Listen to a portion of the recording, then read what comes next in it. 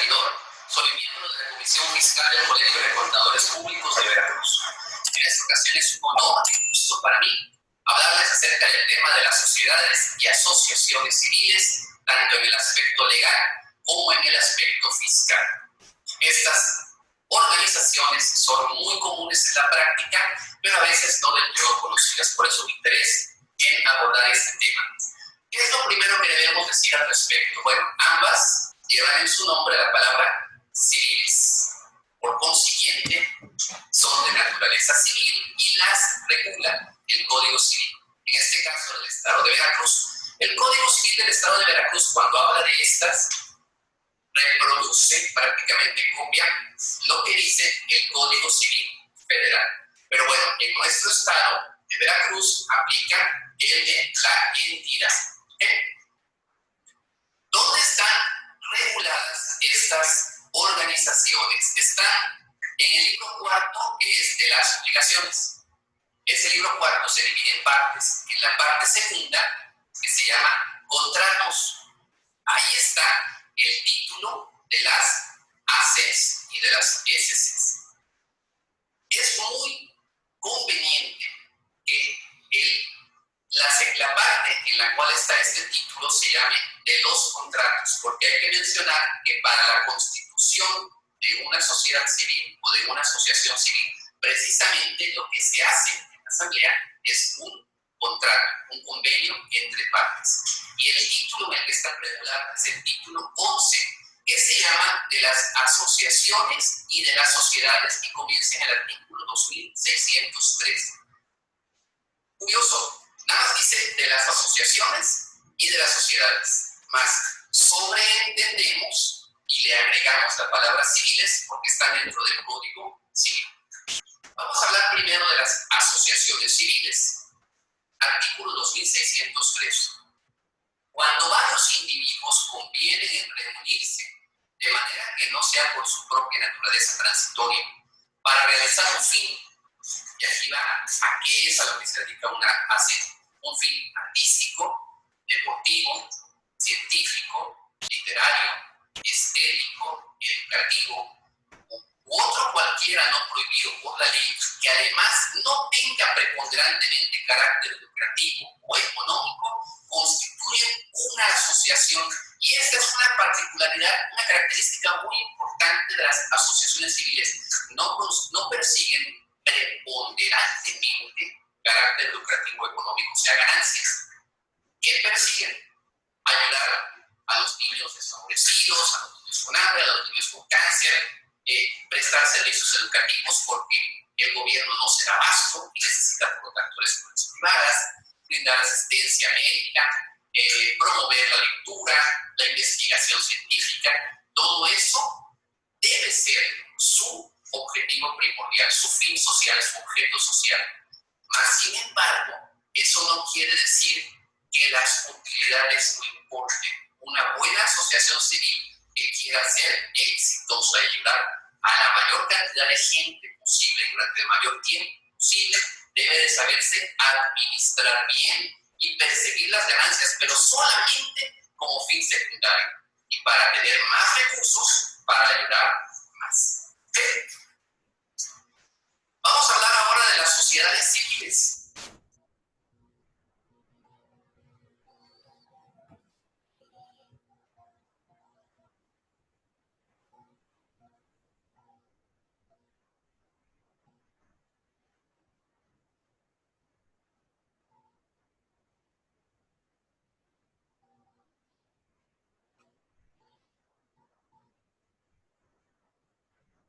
Está en el artículo 2621. ¿Qué nos dice? Por el contrato de sociedad, los socios se obligan mutuamente a combinar sus recursos o sus esfuerzos para la realización de un fin común de carácter preponderantemente lucrativo o económico, es decir, las sociedades civiles sí persiguen como finalidad principal las utilidades. Sigo leyendo, pero que no constituya una especulación comercial. Y ese punto es clave. ¿Qué es especulación comercial? Bueno, antes de definirla, que es complicado, voy a mencionar el artículo 75 del Código de Comercio. El Código de Comercio nos habla de actos de naturaleza comercial que son diferentes de los civiles. Y ese artículo 75 nos da un largo listado de lo que se consideran actos de comercio, que no solamente habla de enajenaciones, habla de muchos de ellos servicios, pero como común denominador habla de que persiguen el propósito de especulación comercial. Esa sería entonces la diferencia básica entre lo civil y lo comercial. ¿Pero qué es especulación comercial? Bueno, no tenemos una definición tal cual. Lo más que nos podemos apoyar es en sentencias. La que más me parece que aborda en una forma amplia y directa el tema de su definición es una tesis del 17 de febrero de 2006 del segundo Tribunal Colegiado en Materia Civil, un amparo de un particular, y este tribunal sentenció: si se acredita que una persona celebró un determinado contrato o llevó a cabo cierta actividad con el claro afán de obtener algún beneficio derivado inmediatamente de las variaciones en cuanto al precio de la cosa o producto que constituye el objeto de tal convenio, es evidente que se esté en presencia de una acción de esta naturaleza empresarial, puesto que la esperanza de recibir beneficios económicos basados en las variantes de los precios de una cosa o producto en el mercado constituye ese propósito de especulación comercial. Es decir, utilizando mis palabras, especulación comercial es jugar con los precios de los bienes o servicios que se ofrecen. Hablando de servicios, ¿qué servicios serían, por lo tanto, de naturaleza comercial? Que, por lo tanto, la sociedad que se constituya con ese fin debe ser una sociedad mercantil, por ejemplo, una sociedad anónima, una estética, un banco, un lavado de autos, un taller mecánico, una sociedad de préstamo. Todos ellos deben de ser de naturaleza comercial o mercantil.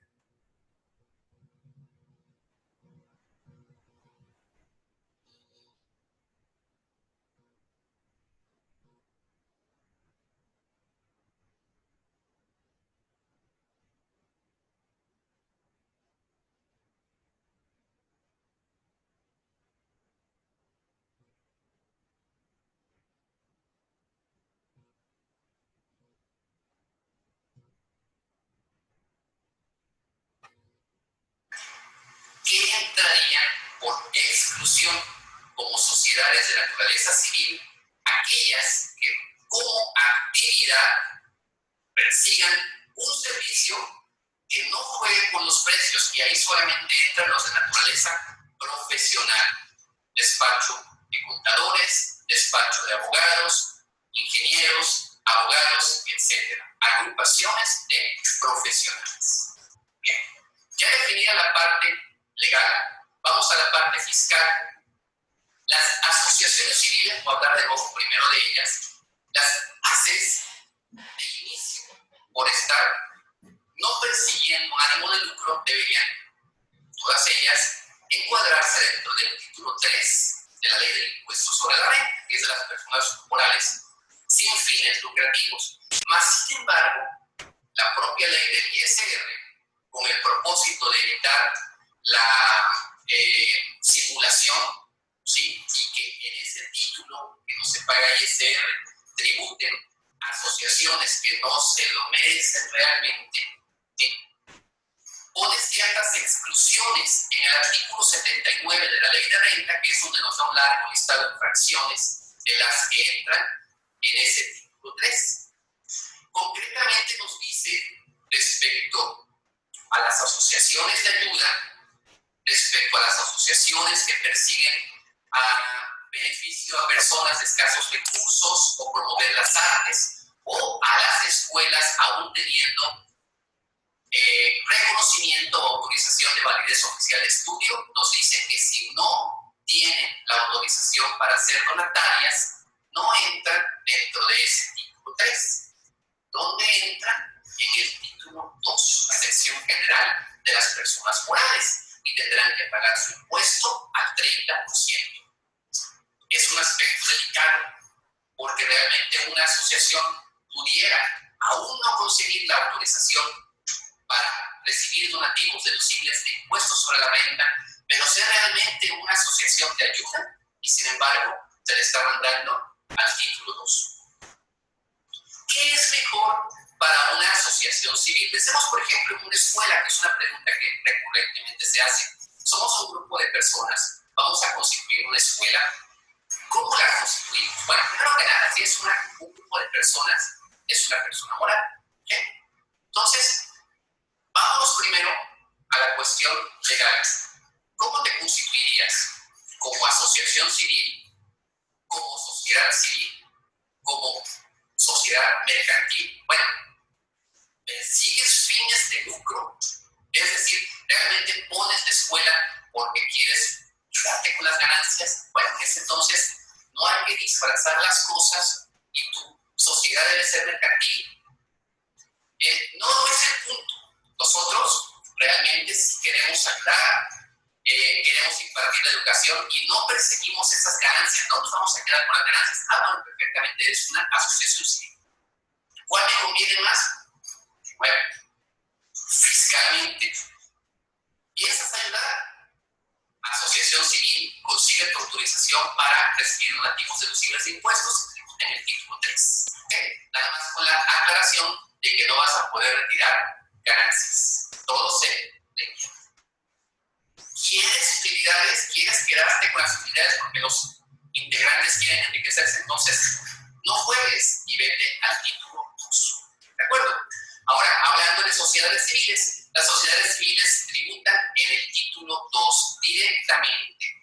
¿Es eso malo? Bueno, por supuesto que van a pagar 30% sobre sus utilidades, pero porque así es su fin es el lucro. Entonces, están bien encuadradas dentro del título 2, mas sin embargo, por último, quiero remarcar un beneficio que tienen esas sociedades civiles y que es que los pagos que le hagan a sus integrantes, a sus socios, que son anticipos de utilidades, se van a considerar deducibles del impuesto sobre la renta. Por lo que esta sociedad, sí, bien diseñada la cosa, todas las utilidades las repartiera entre sus socios, en automático tendría suficientes deducciones y no pagaría impuestos sobre la renta. ¿Okay? Todo dentro del marco de la ley. Eso es todo por ahora.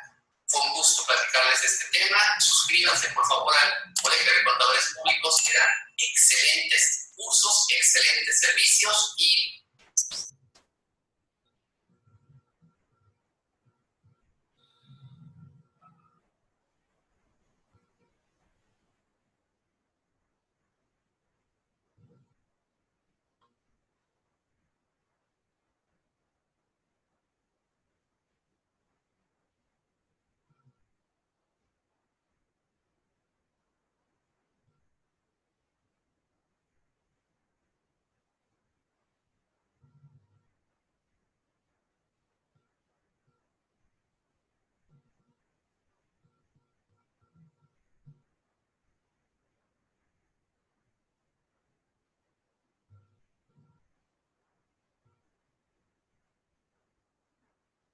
Todos hemos oído hablar de los famosos sindicatos.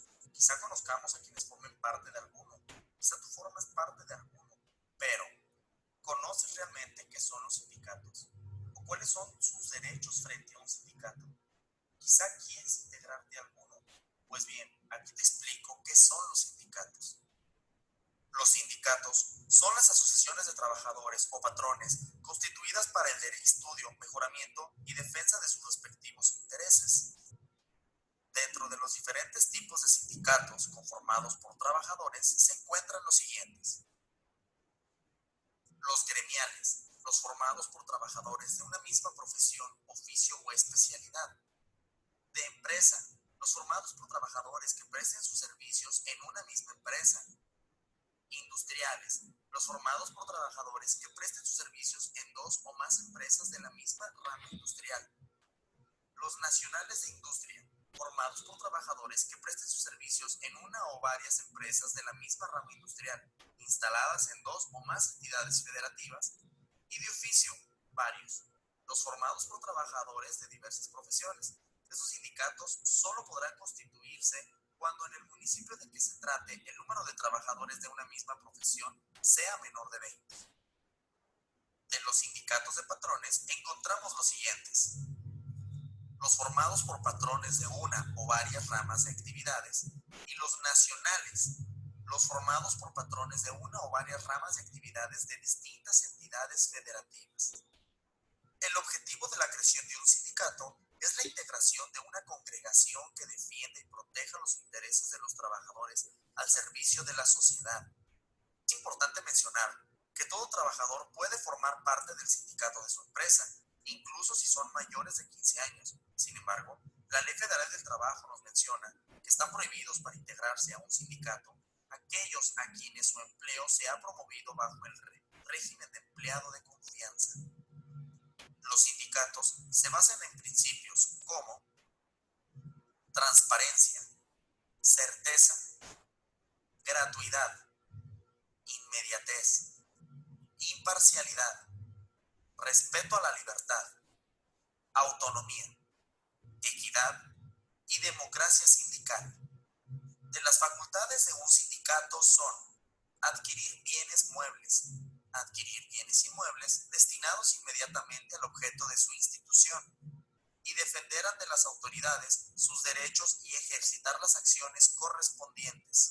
De las obligaciones de un sindicato son proporcionar informes que le soliciten las autoridades del trabajo, siempre que se refieran a su actuación como sindicato, y comunicar a la autoridad ante la que estén registrados, dentro de un término de 10 días, de cambios en su directiva y modificaciones de los estatutos, así como informar a la misma autoridad cada 3 meses de las altas y bajas de sus miembros. De las prohibiciones a los sindicatos encontramos los siguientes: intervenir en asuntos religiosos y ejercer la profesión de comerciantes con ánimo de lucro. Los sindicatos se disolverán por el voto de las 2/3 partes de los miembros que los integren y por transcurrir el tiempo fijado en los estatutos.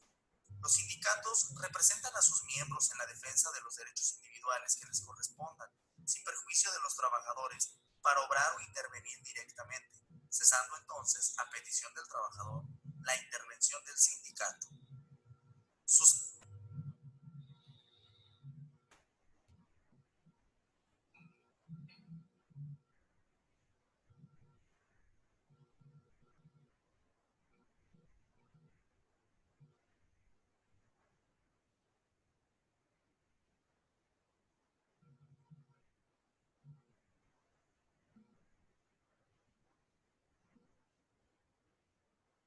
La rendición de cuentas, donde el sindicato tiene que dar informes a un órgano regulador, que les voy a decir quién es, ¿de acuerdo? Y a sus agremiados, y los agremiados tienen que tener la información detallada. Ahora, eso suena bien padre, pero no hay que perder de vista que el sindicato, para efectos fiscales, es una persona moral con fines no lucrativos.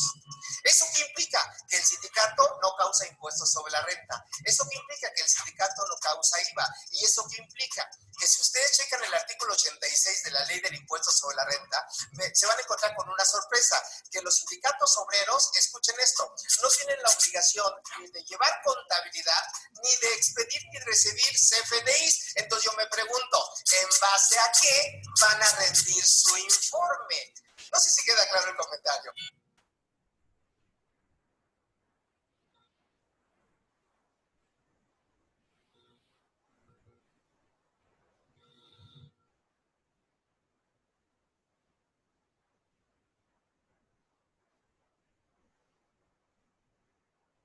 Esta sociedad debe constituirse por escrito mediante un acta. Dicha acta debe enviarse a la Secretaría de Comercio para su autorización del funcionamiento de la sociedad. Las bases para constituir esta sociedad son las siguientes. 1. Denominación y domicilio de la sociedad. 2. Objeto y expresión de sus actividades. 3. Régimen de responsabilidad, ya sea limitada o suplementada. 4. Requisitos para la admisión, exclusión o separación voluntaria de los socios. 5. Formas de constituir y aumentar el capital. Y 6. Las reglas para la disolución y liquidación de dicha sociedad.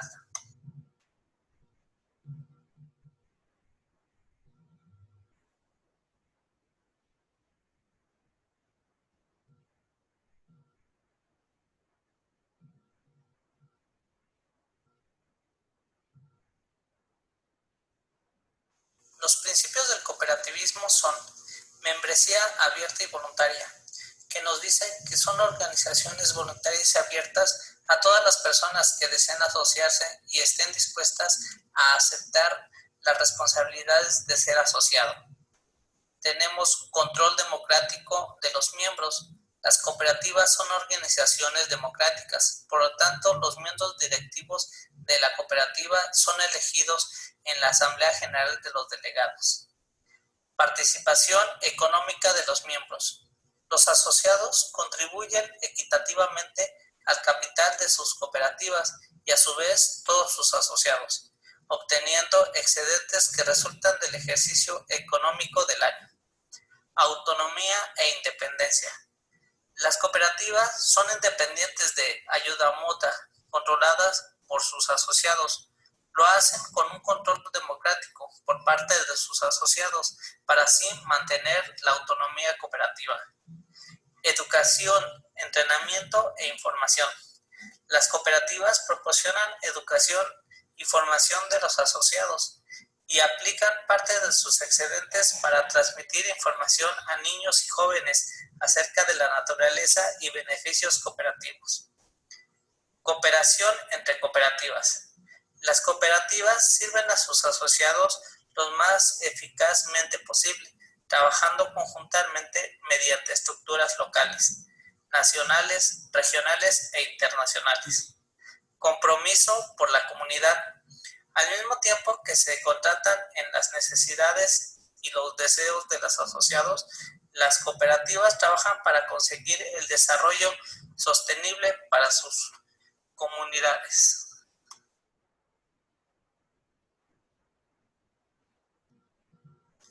La dirección, administración y vigilancia interna de las sociedades cooperativas se encuentran a cargo de los siguientes órganos.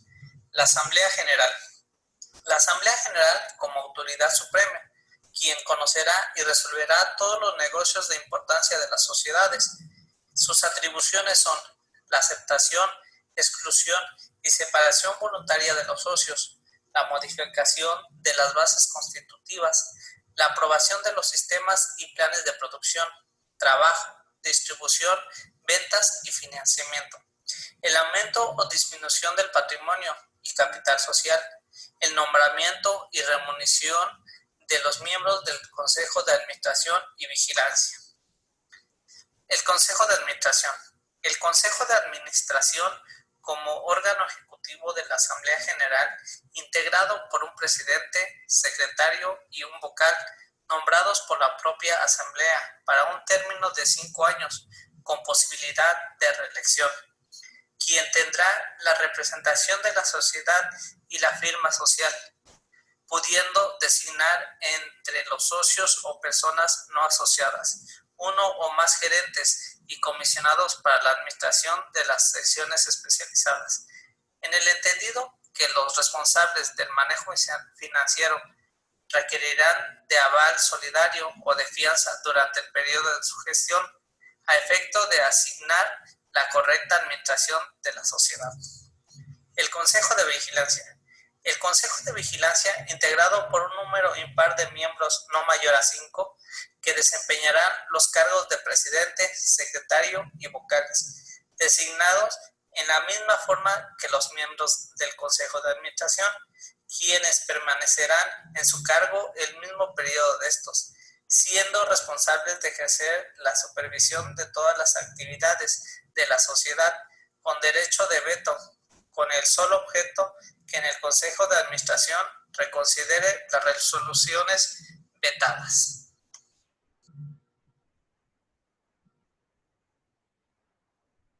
Conforme a lo dispuesto por la Ley General de Sociedades Cooperativas, las sociedades cooperativas son de dos clases: de consumidores de bienes y servicios.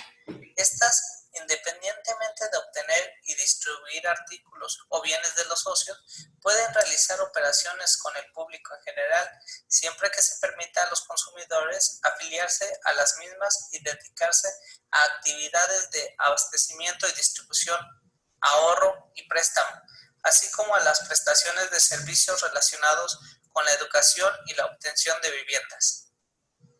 De productores. Sus miembros se asocian para trabajar en común en la producción de bienes y servicios, aportando su trabajo personal, físico o intelectual en forma independiente del tipo de producción a las que están dedicadas. Pueden almacenar, conservar, transportar, comercializar sus productos, así como si su complejidad tecnológica lo amerita. Podrán constituir una comisión técnica integrada por el personal técnico que se designe en el Consejo de Administración y por un delegado que cada una de las áreas del trabajo en que se encuentren dividida la unidad.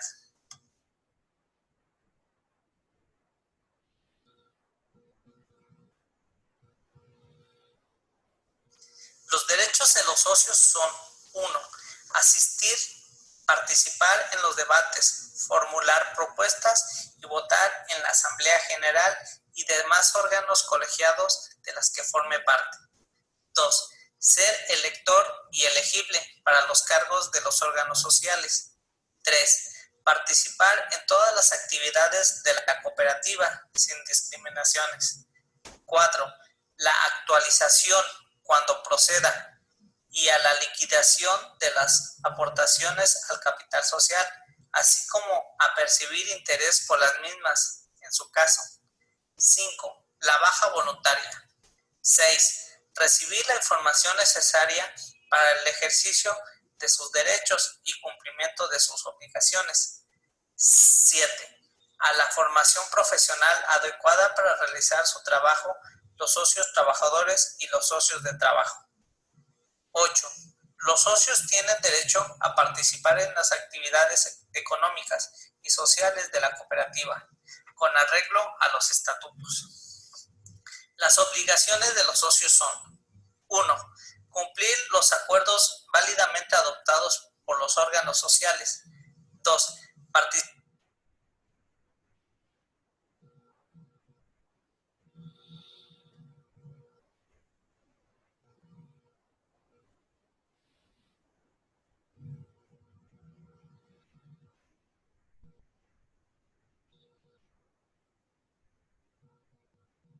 principales características jurídicas y fiscales de las instituciones de asistencia privada y APS. Concepto de asistencia privada. Es aquella entidad que tiene personalidad jurídica y patrimonio propio y trabaja sin fines de lucro y está integrada por particulares con el objeto de brindar servicios asistenciales en alguna de las siguientes áreas: salud, educación, discapacidad, rehabilitación de personas con problemas de adicciones, ancianos desamparados, niños en situación de calle o huérfanos y actividades de asistencia social. Los elementos de la constitución de una IAP están fundamentados en la Ley de Instituciones de Asistencia Privada. Algunos de estos elementos son nombre, domicilios y los generales del fundador o fundadores, la denominación, objeto y domicilio legal de la institución que se pretende establecer, la clase de actos de asistencia social que deseen ejecutar, determinando los establecimientos que vayan a depender de ella, la clase de actividades que la institución realice para sostener, sujetándose a las limitaciones que establece la ley al estado que corresponda, el patrimonio inicial que dedique a crear y sostener la institución, inventariando en forma pormenorizada la clase de bienes que lo constituyan y, en su caso, la forma y términos que hayan de exhibirse o recaudarse los fondos destinados a ellas, las personas que vayan a fungir como patronos o, en su caso, las que integran los órganos que hayan de representarlas y administrarlas y la manera de sustituirlas. El patrono deberá estar integrado por un mínimo de 5 miembros, salvo cuando sea ejercido por el propio fundador. los derechos que podemos encontrar son las deducciones fiscales en adquisición de inmuebles, prediales, espectáculos públicos, loterías, nóminas, etc. Y en la organización continua de forma perpetua, aún en la ausencia de los fundadores. Algunas de las obligaciones de las IAMS están bajo las leyes de asistencia social pública de cada estado. Hasta 2012 solo había en 15 estados. También hay una regulación por parte de una junta de asistencia privada, y las instituciones de asistencia privada también deben de presentar el aviso de actualización de socios y accionistas según el SAT para este 2020. Para la disolución y liquidación de una IAPS las podemos encontrar en el capítulo 14 del artículo 96 al 107 en la Ley de Instituciones de Asistencia Privada de la Ciudad de México.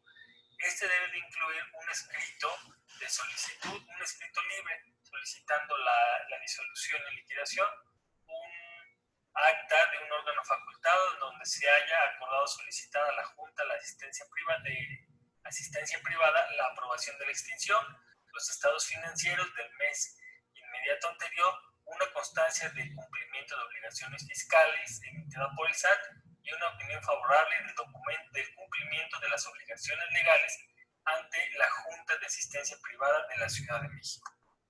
Criterios de autorización para recibir donativos deducibles para una IAM.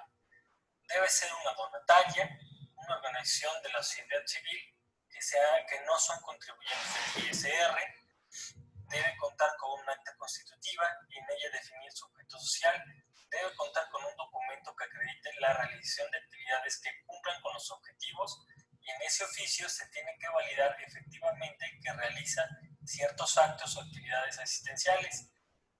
Y el SAT tarda un promedio de 3 a 9 días en dar una respuesta y dictaminar si una organización puede ser o no donataria oficial.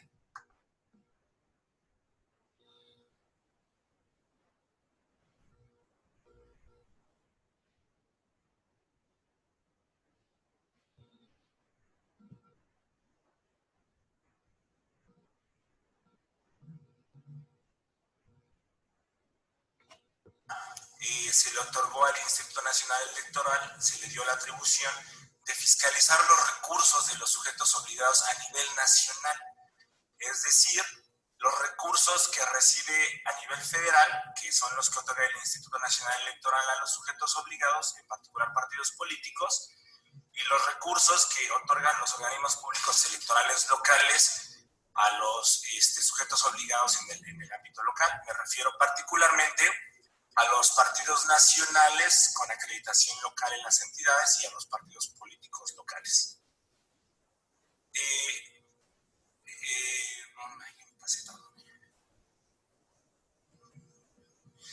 En tal sentido, entonces, corresponde al Consejo General, a través de un órgano técnico denominado Comisión de Fiscalización, y que cuenta con la Unidad Técnica de Fiscalización para la revisión, la recepción y revisión integral de los informes que presentan los partidos políticos e investigar todo lo relacionado con quejas y procedimientos oficiosos en materia de rendición de cuentas. Entonces, es así que la Unidad Técnica de Fiscalización lleva a cabo la revisión de todos estos informes, tanto a nivel federal como a nivel local. Es muy importante que, sobre todo, como lo comentaba al inicio, a nivel estatal, se conoce cuál es la normatividad aplicable con la cual la Unidad Técnica de Fiscalización lleva a cabo su función fiscalizadora. En este sentido, partimos de la Constitución Política de los Estados Unidos Mexicanos, la Ley General de Instituciones y Procedimientos Electorales, la Ley General de Partidos Políticos, el Reglamento de Fiscalización, el Manual General de Contabilidad, los acuerdos que emite el Consejo General y la Comisión de Fiscalización, la legislación local y también los acuerdos que aprueban, en su caso, en materia de fiscalización o en materia de financiamiento, los organismos públicos locales en cada entidad federativa. Aquí es muy importante considerar y tener en cuenta, sobre todo en las entidades federativas, los acuerdos que aprueben los organismos públicos locales en materia de financiamiento. ¿A qué me refiero? Sobre todo en el aspecto de financiamiento para actividades específicas y para el desarrollo del liderazgo político de las mujeres. En las entidades federativas se manejan diferentes porcentajes. Entonces, ha sucedido que la mayoría de las veces los sujetos tratan de designar o asignar el financiamiento que establece la ley general. Actualmente la mayoría de las leyes locales están como homologadas a la ley general, pero no en todos los casos. Entonces sí es muy importante considerar que en materia de financiamiento consideren los acuerdos que aprueban los organismos públicos locales para el destino del recurso, sobre todo cuando se trata de financiamiento etiquetado. Me refiero en particular a actividades específicas y gastos para el desarrollo del liderazgo político de las mujeres. Bueno, igualmente, a partir de la reforma electoral, el legislador ordenó al Instituto Nacional Electoral crear un sistema de fiscalización en el cual los sujetos obligados pudieran rendir sus cuentas a través, en tiempo real y a través de este sistema. Es así que el Instituto Nacional Electoral creó el Sistema Integral de Fiscalización. En este Sistema Integral de Fiscalización, por la tarde se va a ahondar concretamente y a detalle en el desarrollo del sistema, en todo lo que puedan hacer a través del sistema. Aquí lo haré de manera enunciativa, que es primeramente la creación y asignación de usuarios, la generación de reportes de diario mayor, la modificación masiva de pólizas,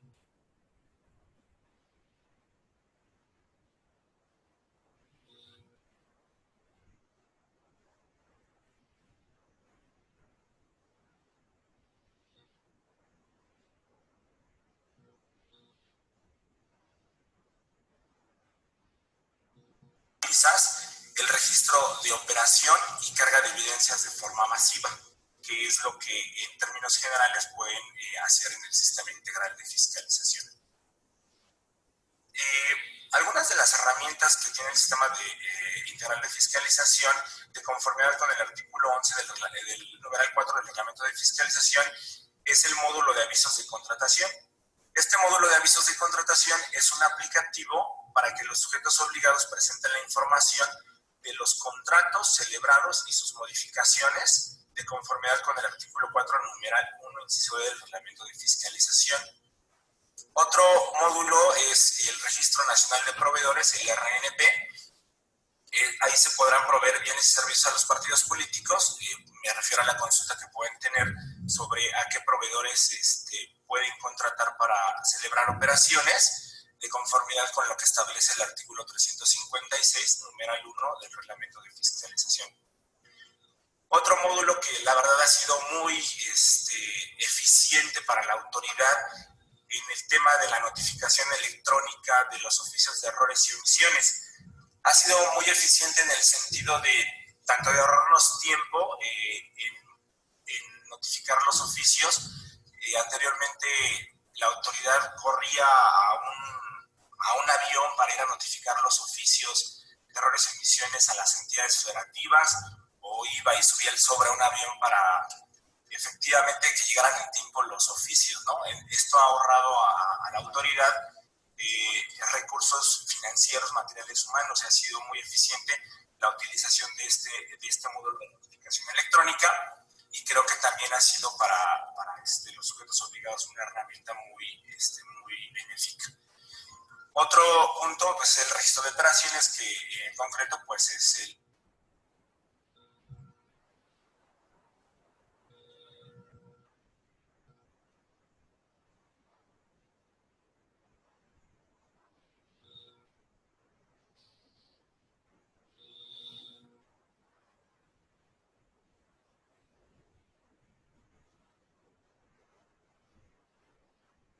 posteriormente, como ya les comentaba, el Registro Nacional de Proveedores establece el reglamento de fiscalización que solo se podrán contratar operaciones o adquirir bienes y servicios con proveedores que se encuentren inscritos en este registro cuando las operaciones sean igual o mayor a 1.500 UMAS.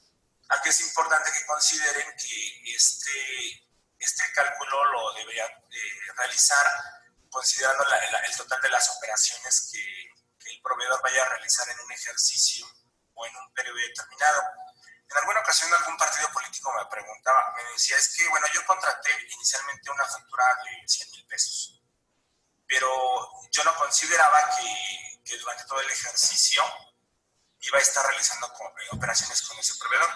Aquí sí me gustaría comentar que esto es cuestión ya control interno de cada partido político, de cada sujeto obligado, y determinar con qué proveedores van a estar celebrando las operaciones durante su periodo ordinario, para determinar o verificar que estos proveedores con los que celebran operaciones se encuentran registrados en el Registro Nacional de Proveedores, puesto que hay que considerar que si rebasan los 1.500 sumas deberán estar inscritos en dicho registro. Recientemente se aprobó el acuerdo correspondiente a las fechas del periodo de fiscalización del periodo ordinario.